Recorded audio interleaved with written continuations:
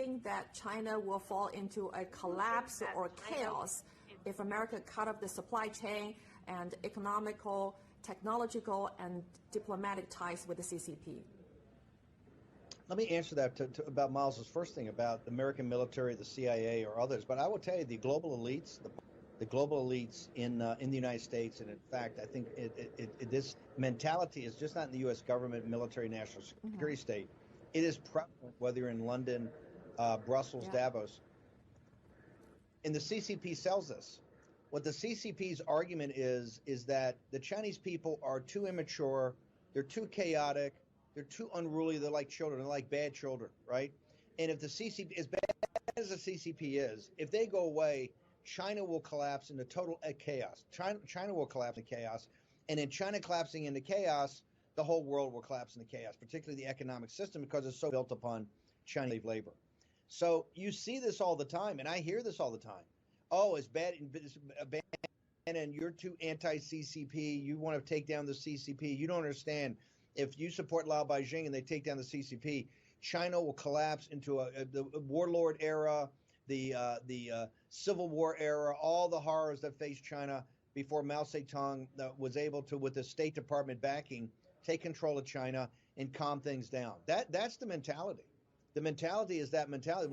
That's what we're fighting against. When you talk about the global elites, the CCP, and the reason they want to believe it, it's in their self-interest to believe it because they can make money with a gangster partner more than a free democratic China, which is going to have its own opinions and own viewpoints of what it wants to do in the world. But think of the ridiculousness of the argument. You have arguably one of the great civilizations, foundational civilization, oldest civilization in the world that's given us so much science and technology and philosophy and great thinkers, from Confucius to Lao Tzu to Taoism to all these great beneficial elements to humanity. And the whole world's free, right? Essentially, they basically gets a vote, except some of the Gulf Emirates in the Persian Gulf and in some other isolated areas throughout the world, except for the biggest country on earth. Think about that for a second.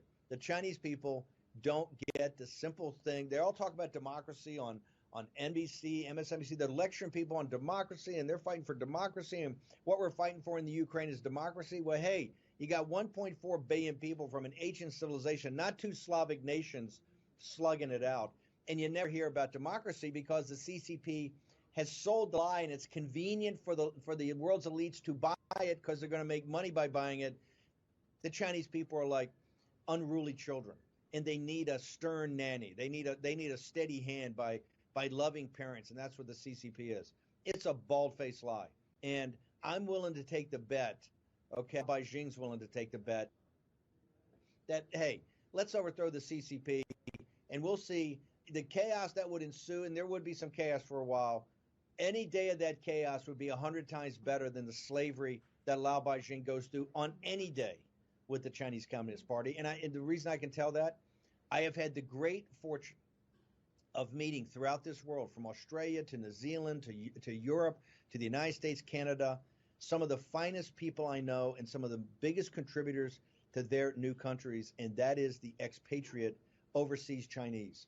Hardworking, they add to the community. They don't ask for a lot. They keep their head down. They just, they're very family oriented. They're net contributors to society. They're gift makers. Yeah. And so it's a lie. It is a total bald-faced lie. The Chinese people can't handle democracy. I look at old Hong Kong. I look at Taiwan. I look at the overseas Chinese and what they contribute. It's a bald-faced lie. And so the little bit of chaos we might have in the United States for the economics of supply chains, a little bit of chaos you might have in unruly times that would come after the fall of CCP, does in totality is not worse than any one day of the slavery of Lao Beijing under the boot of, let's be honest, the wealthiest, most corrupt, most inhuman gangster organization the world's ever seen. Worse than the Nazis, worse than the Bolsheviks, right? Worse than the fascists, even worse than the Imperial Japanese staff, worse than all of them. That is the Chinese Communist Party, the resident bandits that currently occupy Beijing.